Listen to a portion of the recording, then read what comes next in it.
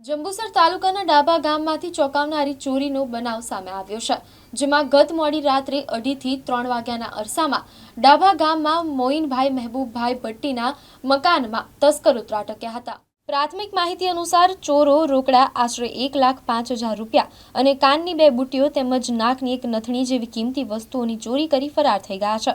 આ ઘટનાથી ગામમાં ભય અને ચિંતાનો માહોલ જોવા મળી રહ્યો છે। આ અંગે વેડજ પોલીસ દ્વારા વધુ તપાસ હાથ ધરવામાં આવી છે। પોલીસ દ્વારા ચોરોને ઝડપી પાડવા અને ચોરાયેલો મુદ્દામાલ પાછો મેળવવા માટે ચક્રો ગતિમાન કરવામાં આવ્યા છે। પોલીસ આસપાસના વિસ્તારોમાં પણ તપાસ કરી રહી છે। મારું નામ ભટ્ટી મોઈન મહેબૂબભાઈ, હું ડાબાનો રહેવાસી છું ને ગઈકાલે રાતે મારા ઘેર 2:30 થી 3ના ગાલામાં ચોરી થઈ છે અને જેના અંદર 1,05,000 રૂપિયા કેશ રોકડી રકમ ગઈ છે અને બીજી મારી મમ્મીની જ્વેલરી ગઈ છે। એના અંદર જે 2 કાનના બુટ્ટા છે, આપણે જે નાકની રકમ છે ને એક સોનાની વીંટી છે।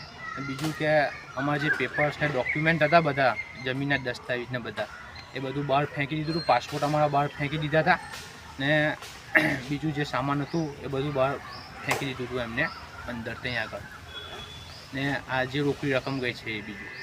તમે કોઈ અધિકારીને જાણ કરી? અમે જાણ કરી છે પોલીસ સ્ટેશનમાં। અમે પોલીસ સ્ટેશનમાં એફઆઈઆર કરવા આવ્યા છે ને હવાના જ આવી ગયા છે પોલીસ સ્ટેશનમાં એફઆઈઆર કરવા।